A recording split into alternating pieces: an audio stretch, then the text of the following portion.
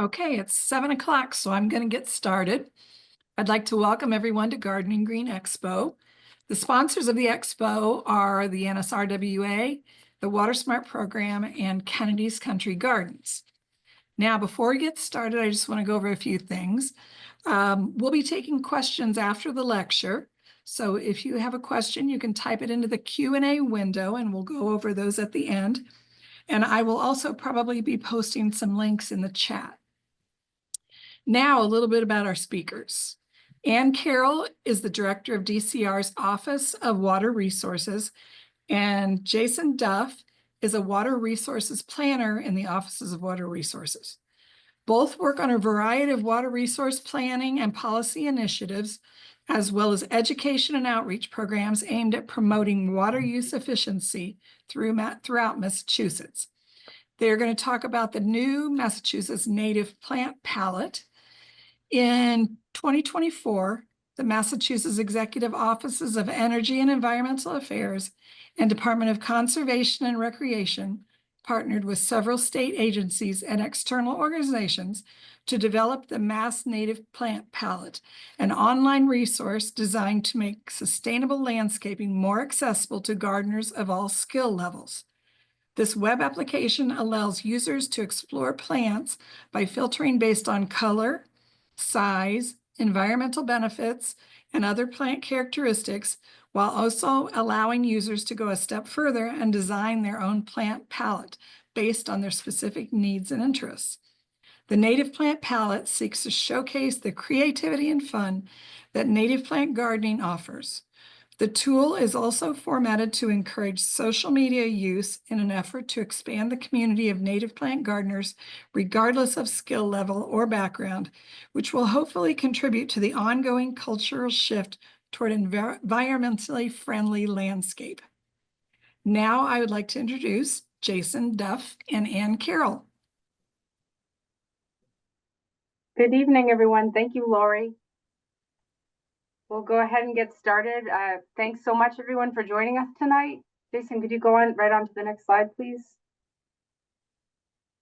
So again, we're here to talk to you about the Massachusetts Native Plant Palette. We're thrilled to introduce this. It actually had its formal launching in the fall, but because we were, nearing the end of fall and also heading into a drought, we kind of launched it and then put a bit of a pause over the winter. So we're very excited to be back now to talk about this really cool web-based app tool.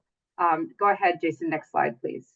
I wanted to start by just acknowledging that this was a tremendous partnership with folks at all levels, from, of course, the folks here from NRSWA, as well as many sort of other watershed groups on the North Shore, as well as Mass Audubon, several state agencies, and local folks all around, including sort of the Monarch Gardener, which is a native plant focused nursery on the North Shore. So you can see here, just we had a great diversity of partners to collaborate with. And we always want to mention that this is a growing list and anyone is welcome in this group. And everyone is, our goal is always that native plants should be for everyone. So thank you to the collaboration and all of the participants so far, and we look forward to expanding that as we move forward.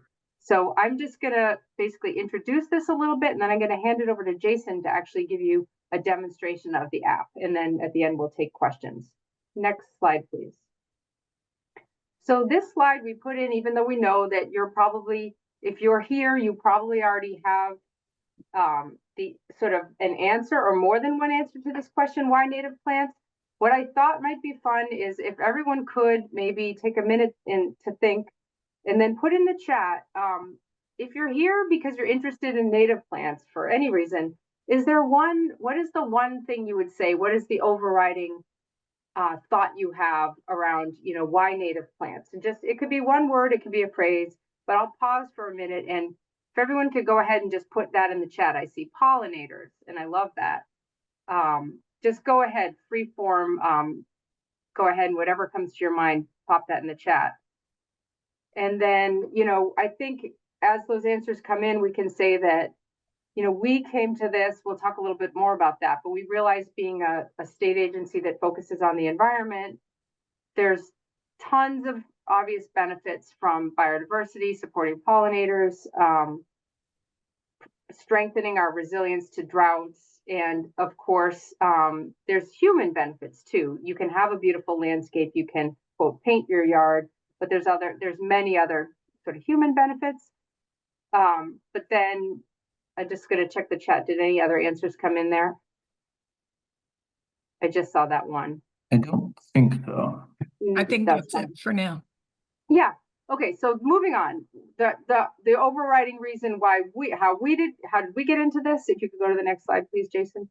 It was really kind of the water lens, because that's what we do for our day job, is looking at everything that the state can do to, use our water as efficiently as possible. And especially our outdoor water use is something, over the last almost 10 years now, in 2016, the state experienced a severe drought that was, not as severe as our drought of record, which was in the 1960s, but it was very, very severe, based on our professional careers. And then since that time, we've seen them, more frequently, and we've seen them, coming, on rapid onset. And so it's become more and more apparent that, one of the things to focus on is how can we be better stewards of, the water we use outdoors? An obvious answer being native plants, for all the reasons that I think this group already knows. So that is kind of what we got here, was through looking at that water lens. Next slide, please. Okay, we just have a little video to show you that is a promotion for the app. Could you go ahead and play that, Jason? Not sure how to liven up your outdoor space? Whether it's a spacious lawn or a window box, the Massachusetts Native Plant Palette app can help. This free interactive tool provides a wide array of native plants for you to explore. Plus, you can help nature while you're at it. If you're looking to add color and beauty with plants, attract more birds, butterflies, or other wildlife, or even to reimagine your lawn into a more drought-friendly and vibrant space, the Plant Palette app can get you started. Visit mass.gov to sort and explore plants. Connect to your local nurseries and groups that can help you, and even build your very own palette.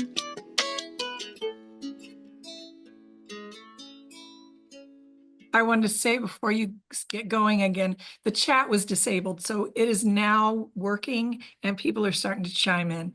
Oh, great. Yeah, so I would love to hear, what comes to your mind, when you think of, why native plants for you? What is the overriding factor? The environment, biodiversity, pollinators.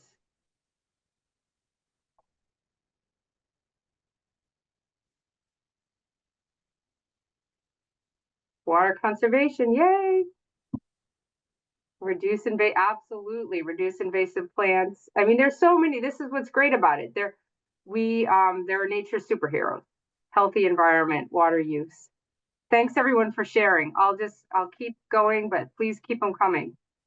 So I think this is my last slide. I'm going to turn it over to Jason. So this is just highlighting, why did we do this? We knew that there is a tremendous amount of information already out there about native plants, and many of the collaborators that we showed on that slide are folks that have already been working on this and that have been developed and provided, tremendously valuable resources around native plants. So the one thing that we weren't sure we had seen was just a very kind of a simple, friendly, accessible entry point that might also bring in sort of fun and creativity as a way to kind of expand and broaden that native plant community, with the goal of, hopefully getting to the place where native plants are for everyone. So that was really the genesis behind this. How do we, and I'm seeing here, how do we move away from lawns? How do we make yards work for everyone? That was the genesis behind this, to just broaden this as much as we could, make it accessible. So I'm going to now turn it over to Jason to give you a demo, and we really do look forward at the end of this, since we're just really launching this, to please try it, please use it, and please send us your feedback. Jason, go ahead. Awesome. Yeah. Thank you, Ann, for the introduction. And just wanted to point out a couple of things on this slide because it's a little bit of a sneak peek to the web app and highlight some of the things that Ann was just mentioning that we were going for with this new web app, which is like simplicity and kind of streamlined aesthetic. You can see kind of a black and white color scheme with some of the colors of the plants really popping. That kind of gives a little sneak peek, but we also are going to do an actual demo of this tool. And so I'm going to back out of the PowerPoint and bring up the actual web app tool now. So Ann or Lori, can you just confirm that it did switch to the browser on your guys' end? I see Yeah. the link. Yeah. Okay. And I Okay. actually just pasted the link in the chat as well for people. Perfect. And that's great. If anyone who wants to go to the link and kind of play around with it as I'm leading you through it, that's awesome too. When it's a very simple URL, so it's mass.gov/plant palette. So very easy to remember. You type that in and it brings you to this landing page that's at our mass.gov, one of our home sites here. And so Jake, we're not seeing the landing page. you're not, okay, sorry about that. Let me stop sharing for a second and I will then reshare.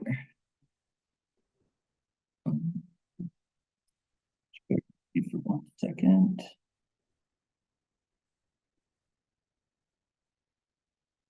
Okay. How about now? Yeah. Okay, perfect. Again, when you type in mass.gov/plant palette, this is where it brings you. So kind of a landing page with a little bit of a description up here of what it's all about. A nice kind of a pretty picture of a plant palette that's already been created. You've got the logo that we had created with the Mass state outline with the paint roller, which we're really happy about. But from here, once you click start, that's where it really brings you into the actual tool. So I'll go ahead and click start. And you'll see it'll bring us into the actual web app. So I'm gonna zoom in a little bit to make it a little bit easier to see. So hopefully you can all see that okay.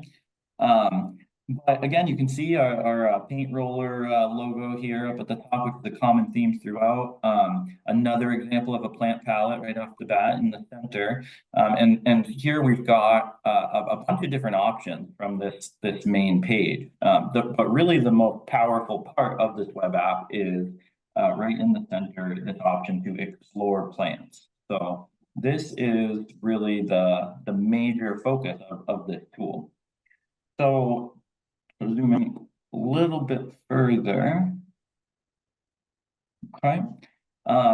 So you can see at the top here, we've got a bunch of different options for filtering based on different plant characteristics. So again, we tried to keep it pretty simple with this black and white color scheme and just simple categories, flowers, trees, grasses, etc. For plant types. We've also got the colors here that you can choose to help filter by. And then a bunch of options here for environmental characteristics or environmental benefits too. So everything from flowering season to the height and the spread, moisture requirements, and again, these benefits, so the environmental benefits. We have it pretty simplified right now, again, to try to, and sorry, I just got a message saying my audio is a bit choppy. Is it better when I lean closer to the screen here? A little bit of an echo. An echo. Oh. And maybe if you mute yourself possibly? Yes, I will do that. Okay, let's test it. How is that? Better? Any echo going on? Not that I hear. Okay, great. That Perfect. So yeah, again, getting back to these filtering categories here. So we can choose any of these plant types that we want. So let's just play around with it. If I choose flowers, it's gonna pull up all of the results for flowers. And I'll also point out that you can see, starting out when we had all of the plants, we only had about 214, I think, plants in here. So it's somewhat of a, short plant list right now, but we're always taking recommendations. So any plants that aren't on here yet, feel free to pitch them that you'd like to see in here, because this is a work in progress, and we're constantly adding new plants, removing ones that maybe aren't a great fit for various reasons. So would love that type of feedback. But when I click on flowers, it's bringing up all of the flowers. Now, let's go ahead and choose any sort of color. So I'm going to choose purple there. So it's going to further filter it by color for us. And then let's just go ahead and choose one of these environmental benefits. So I'll choose drought tolerant. And so we've got here a list that is shortened now to just the purple, primarily purple flowers that are drought tolerant. So that is, essentially how the tool works as far as filtering goes.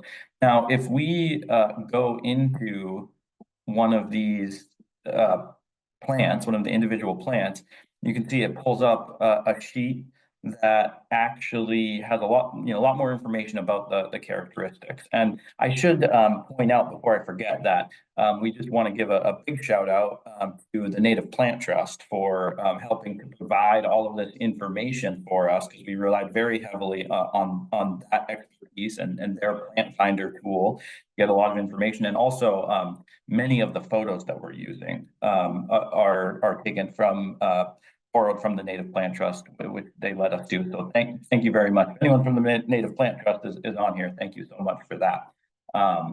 So when we get down to the individual plants, though, we do get these more specific characteristics for the height, spread, all these different characteristics. And then the environmental benefits too are listed down here. And then some links to some other resources that you can also get to from that main page as well. So that is what the individual plants look like when we go down in there. So I'm going to back up, go back to this page. I'm going to just take these filters off and show you another feature that we think is probably the most unique part of this tool, which is that idea of being able to create a plant palette from any of these plants that you want to select. So if I click this arrow here, it's going to expand this option here for all of these already custom made templates for plant palette. So you can see some of our different partners have submitted ideas for palette already. So we've got a fragrance palette here, a bouquet builder one, edible palette, our Growing Wild for Pollinators program, which is a DCR program here at the state, created a couple of different pollinator palettes for us. So those are really great. Mass Audubon helped us and made a bird palette. So we've got several examples of those already in here. Again, something that we want to continue to add to. So any ideas for cool palettes that would be, serve different purposes, we would love that type of feedback as well. So I'm going to open up one of these Growing Wild for pollinator palettes as an example. So you can see it shows the name, who it was created by. And then if we scroll through it, it's got the pictures of the plants in a little more detail. And then something we're really excited about, which is the ability to, once you've created a palette or choosing from one of the templates that we already have, the ability to click Share Overview.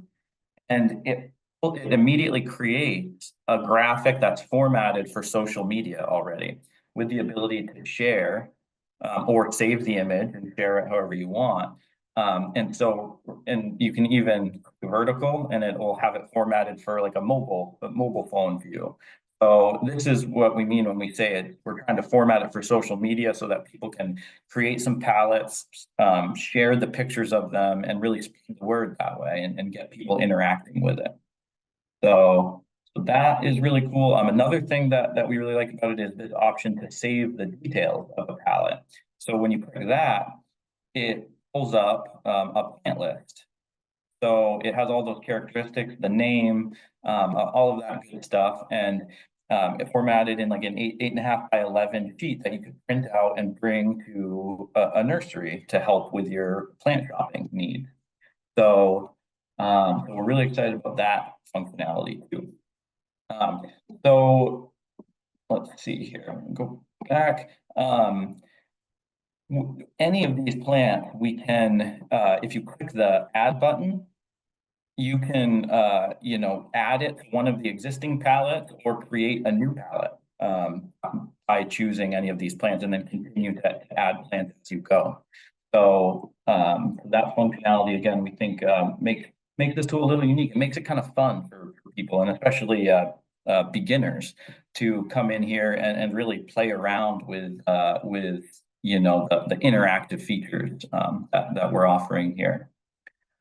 So let's see here. If we go back, before I move on, and is there anything else as far as the filtering or anything that you think we should point out at this stage? You're muted, Ann. I think that's a really good overview. Are you going to get into the nursery link? Yes. Yeah, great. Yeah, I think you hit the highlights. Okay, great. So if we go back to this homepage, and we can see there are several other options here. So we wanted to take it, you know, a little bit of a step further and offer that interactive tool, but also try to start compiling additional resources for people that can, you know, help them take their palettes and do something with it and kind of take it a step further. So, you know, a couple of these different options. So, for example, the get started option, if we click on that, it's going to have several different resources. Right at the top, the get started with your palette option is just a very simple kind of step-by-step, you know, what you could do once you create a palette or choose one of the templates that are provided. And so the idea we're going for here really is that there's a lot of great information already out there by other organizations. Native Plant Trust, as we've already mentioned, Grow Native Massachusetts is another one, and there's so many others.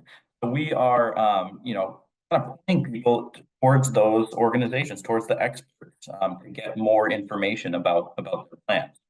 Of course, you know, visiting a local nursery and pointing people towards their local nurseries. And so in several different places throughout this tool, you'll see this option for finding nurseries. And when we click on that, it actually brings up a little description here of what this is all about. But if we click on the map, it actually just links to this mass grown mapper, which is a tool that has more information than just nurseries that carry native plants, which is kind of nice because it's got a lot of different things in here. But you can search for your nurseries that do tend to carry native plants as one feature. So linking people right to that, we hope will make it a little easier for them to get to a location where they can get some of these plants. So, and yeah, just going back, more simple steps, really pointing people towards bringing their palette ideas to their nurseries, connect them with the experts, and then bringing the palette to life once they get the plants. And then ultimately, that idea of sharing their plant palette creations with others to help spreading the word. So that is one function. Local resources as another option. Again, we're trying to point people towards all of the great resources that already exist. So there's a pretty long list here of both some other state agencies and programs, but also nonprofits and various other experts in this field where people can get really great information from. So if there's anything missing from this list too, again, feel free to send those resources that we should get added in here. This page here, our palettes, is just another place where you can view the already created palette. As we continue to add pre-developed palettes, we'll continue to add them in here, and you can get that share overview page again from here, and save the details to get that plant list as well in this location. And then lastly, events. So this is kind of a work in progress. Right now, we're just linking to the Grow Native Massachusetts events pages, which they do a great job of listing native plant events of different kinds. But once again, if there's any great additional pages that we should be linking to, we'd love that feedback. All right, so getting back to the homepage, the About Us, not too much information here, but the partners, this probably needs to be updated actually, because we're continuing to add new partners all the time. The contact page, which really just has my email address right now to send feedback or suggestions. Not too much there, a little description of what the app is all about. Why native plants? So we thought it was important, and because we're trying to make this information accessible to a wide variety of different skill levels. And so we just wanted to write up a very simple explanation as to why we think native plants are important. And then we do make a note at the bottom here, point out that while the vast majority of plants in the app are like strictly native to Massachusetts, there are some examples of ones in the list that are not technically native to Massachusetts strictly, but that after talking to a lot of the experts in the field, we think they serve very similar ecological benefits and go really well with other native plants in Massachusetts native plant gardens. So that's the thing we thought was important to put as a disclaimer in case anyone notices that a few of the plants might not strictly be native to this state. But I think they would be probably native to New England or the Northeast. Yes, yeah, right. So I think that covers all of these different options within the app. So I know that's kind of a whirlwind tour, and hopefully people were able to kind of poke around using the link as we were going through that. But again, I want to stress as you play around with it, we really welcome feedback on how it functions and any additional information that we can build into that. All right. So at this point, let's. So Jason, it looks like that we launched the poll real quick. Okay. Yeah.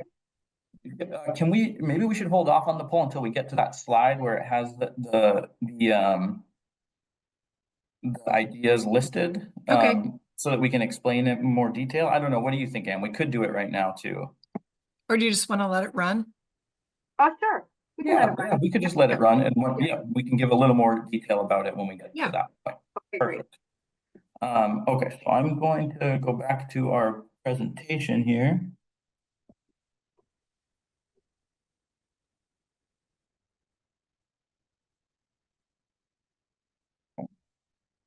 Are we seeing the PowerPoint again? Yeah. Okay, great. All right. So just a few more slides here. So we've done the demo of the web app, and you kind of see how the tool functions. We wanted to take it a step further and start to really get the whole plant palette idea out there as a concept.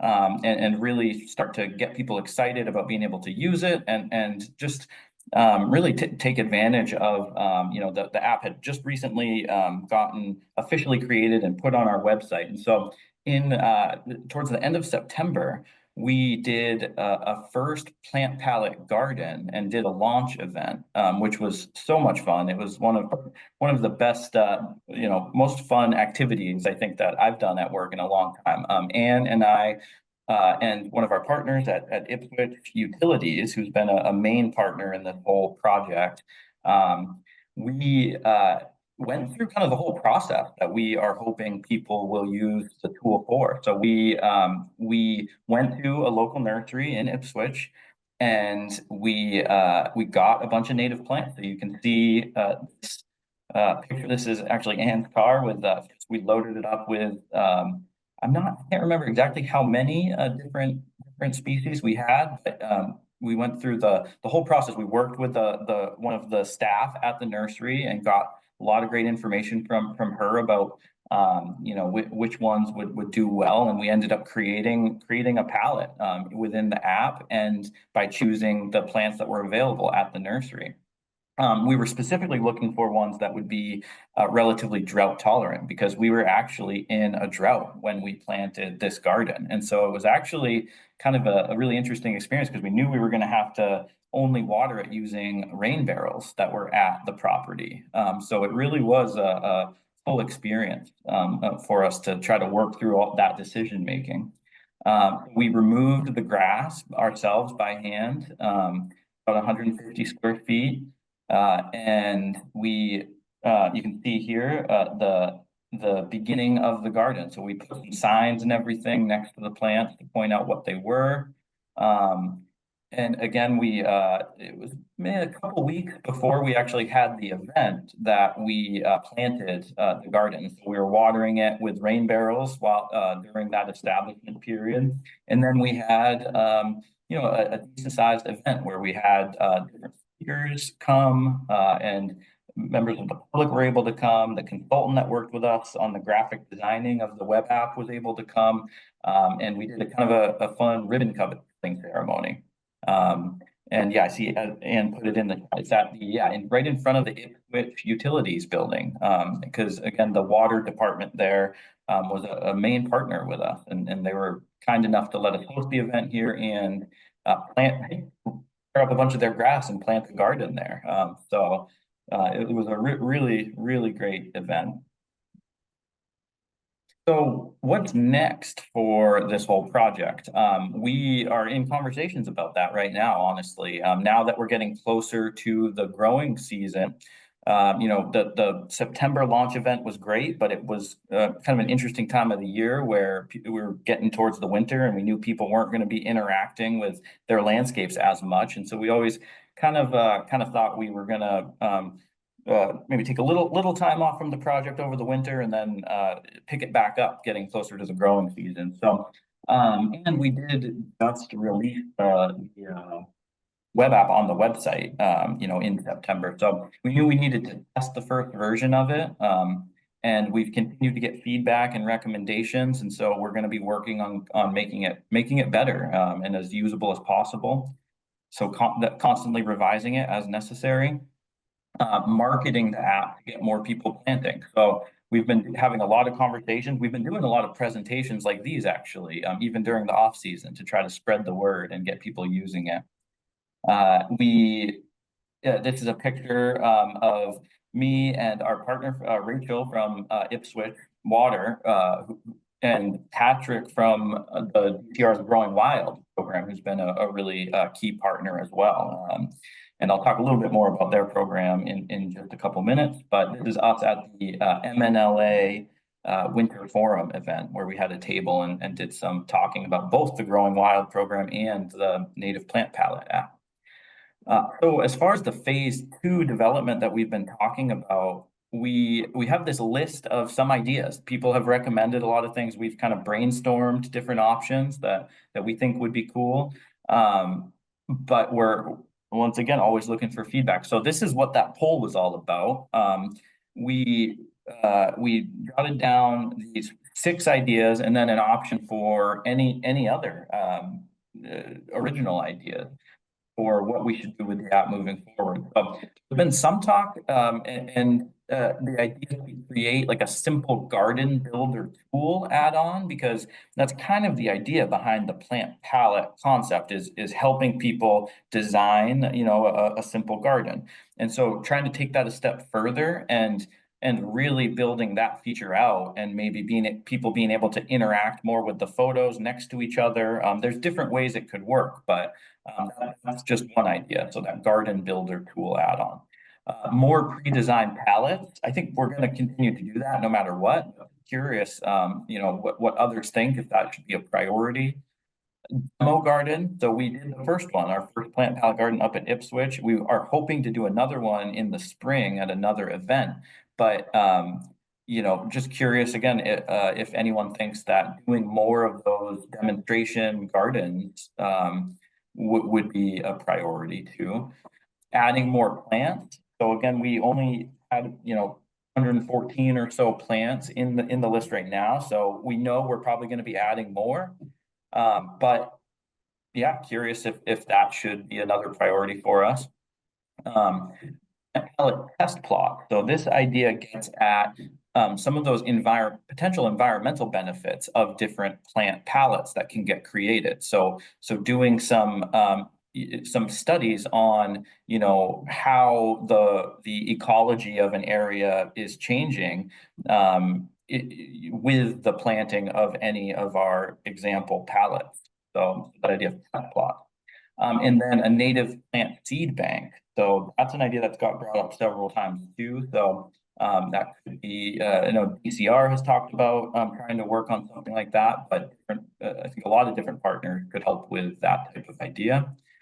And then any other ideas? Again, I think there's a lot of possibilities here, so would be very happy to get feedback.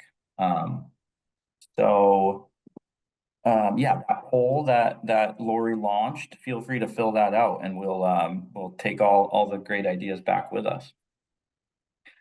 Here is another more specific possibility for taking the concept behind the plant palette a little further. And so this idea of creating more example palettes and specifically creating them for different purposes. So we're already in some conversations actually with other, we have a lakes and ponds group that works actually in our office, and they do a lot of work on trying to enhance water quality, protect water quality. And so, this idea of creating a palette that would be good for like the shoreline of detention ponds, or a plant palette that it would be good for like a meadow conversion, or one that's specifically to attract bumblebees.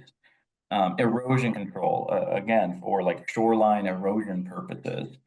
Stormwater and water quality, kind of similar to that idea of erosion control, at least near water bodies. So there's a whole bunch of different ideas here showing this pollinator palette again, but the one that the program lead for that program actually already created for us. So a whole bunch of different ideas for specific palettes that we could create.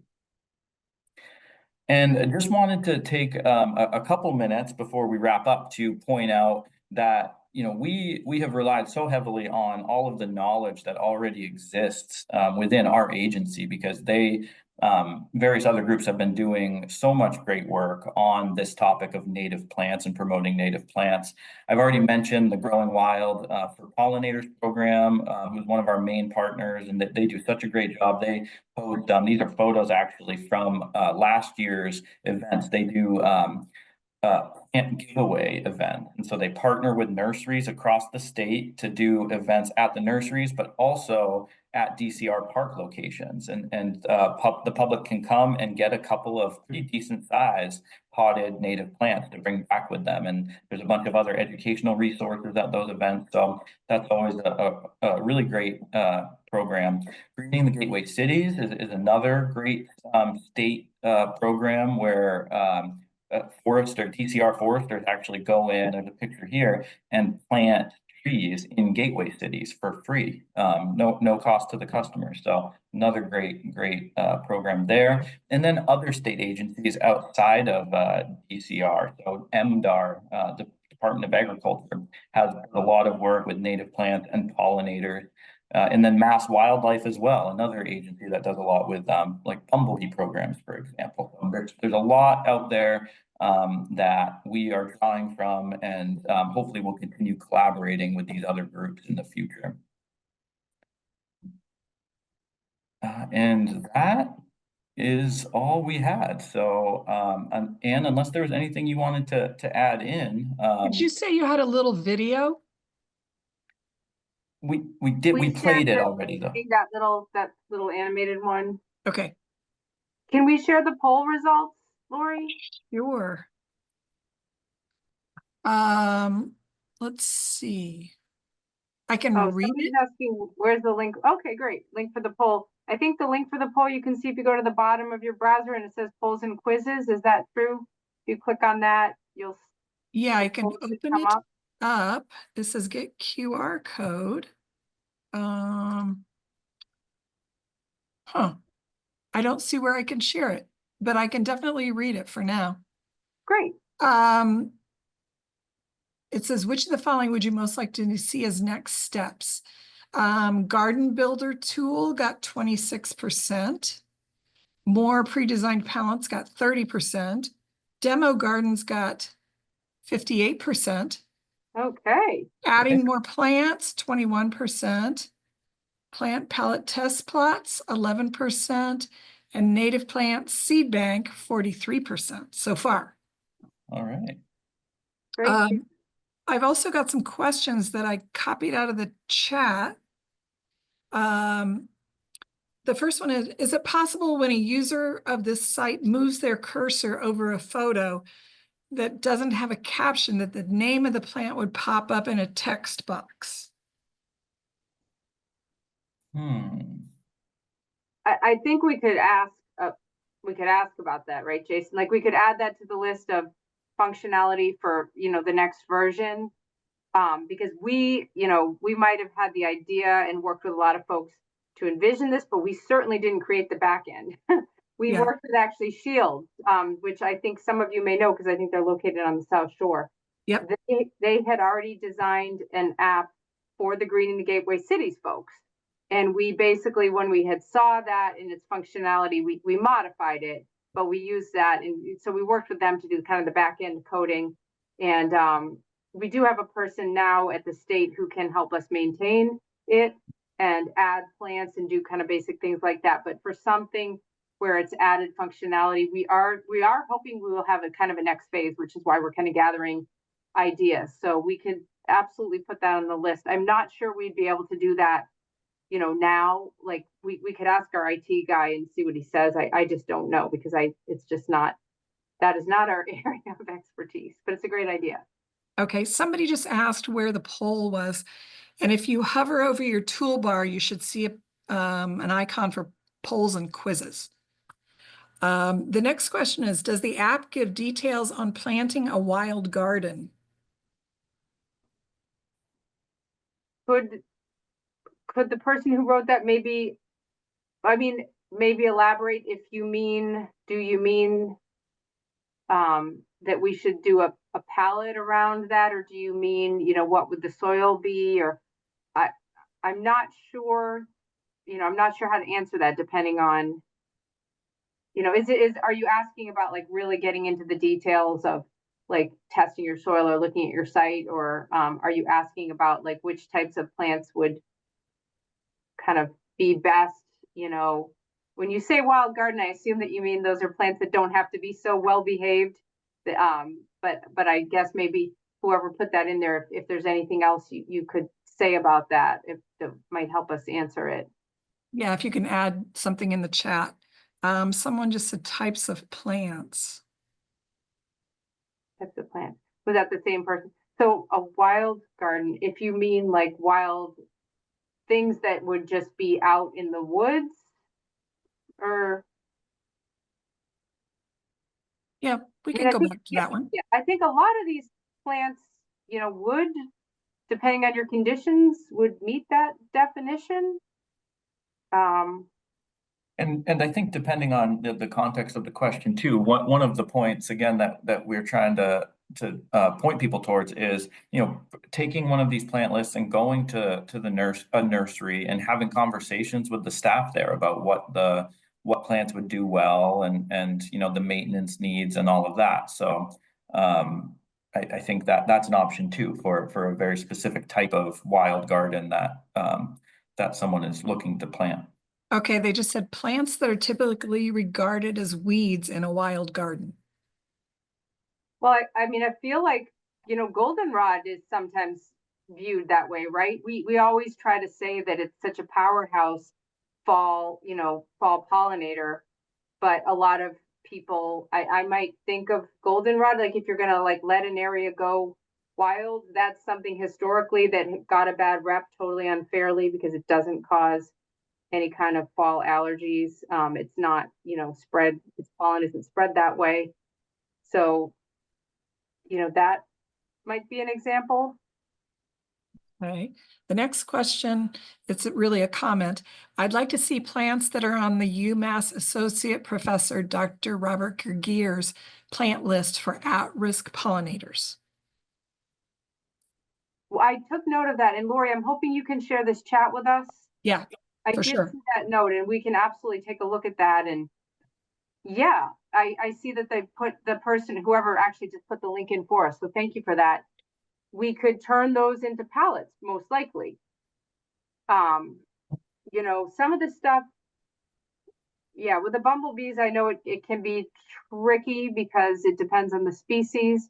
But that whenever we are not sure, that's when we, again, consult with people that have more expertise than us because we want to make sure that we get it right.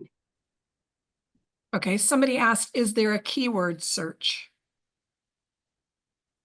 There's not a keyword search yet, but that is something that has come up, several times and would be a nice functionality. So something that we're definitely will consider if we're next time we're able to do, more extensive updates to the functionality. Another comment is seeing how to lay out the plants you've selected in your palette would be great. And they say spacing. Yeah. Yeah. Okay. The next question is, are these being used at the Veterans Park in Marshfield project? I don't know. Does anybody there know that's from Lori that might be from Marsh? I'm not sure. I'm not familiar with that project. Yeah, I'm not sure either. I'd have to check into that. Let's see. They also said, is there a pollinator garden in progress? I mean, I think there are, I don't know if they mean, I keep hearing about them all over the place, right? I'm Right. guessing a lot of people, we just heard that the MBTA is actually going to be working with Grow Native Massachusetts to put some pollinator gardens in at tea stations, which is really cool. And I know that on DCR properties, we're planting them all the time. And again, as as Jason mentioned, the Growing Wild program is looking at expanding, making corridors, like pollinator corridors, like connecting our park. They're looking at testing out, meadow plots and even doing citizen science by having people, use their iNaturalist app. Jason was saying to see, if we plant this type of meadow, like how much can we improve the biodiversity? Like what are all the species that are there? So they've got all kinds of ideas. So I know that, there's a whole definitely network amongst the state agencies that are planting these pollinator gardens. And then I definitely know on the Cape they're doing a ton of work with the pollinator pathway. And so I think it's just happening. It's happening all over the place. Yeah. Another comment we got was maybe include adverse considerations like major illnesses or toxicities. Okay, so that would be, we might consult with Russ about that. I saw that Russ was on here, who's an expert in edibles. Yeah.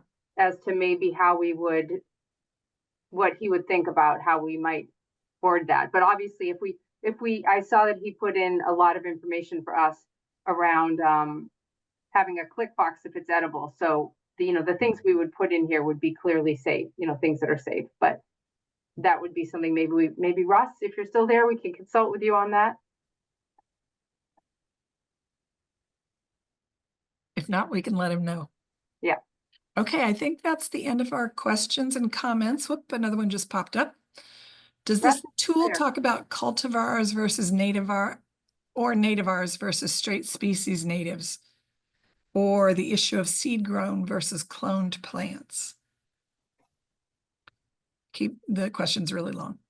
Yeah, and we did discuss this, and we did sort of have sort of a technical advisory group that included the Native Plant Trust and the Grow Native Massachusetts, and we also thank you, Russ. We also talked to the Endangered Species Program, Natural Heritage Endangered Species Program. So we kind of wrestled with what to say about this, and we kind of were shopping around some draft language to put up there. And I think, Jason, I'm not sure if it's up there yet, but it's definitely on our kind of to-do list to figure out, the guidance to give on this exact topic. So we definitely got, some guidance, and, I would say that from the folks that we talked to, I think it varied a little. Like, everyone's philosophy is just maybe just a little bit different on how they view, cultivars. I don't think we didn't include any in this list, we didn't intend to, but we also don't want to, we really wanted to try to be open to folks and not have anyone feel like, basically, we don't want to scare anyone away, but, or make them feel that they were doing something wrong, or be afraid at all to just like plant something. So while we highlighted native plants, so it is there, and, it is something that we're aware of, and we would consider maybe, adding a little bit more information. So I think right now it's in our minds, but it might not be reflected in the app yet. Okay, great. I think that is the end of the questions. I'd like to thank you guys for doing this presentation. It was really informative. And I've already been poking around in there, but I look forward to messing around in there a little bit more and making my own palettes. And I would like to invite everybody to join us tomorrow night when we'll talk about less lawn, more plants. And then hopefully you can all join us on Saturday at Kennedy's Country Gardens for a live expo. And that's from 10 a.m. to 2 p.m.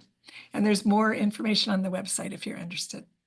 So thank you both very much. Thank you so much for having us. And Sure. thank you, Yeah, this is everyone. really fun. We really appreciate Good all night, the everybody. great feedback. Thank you.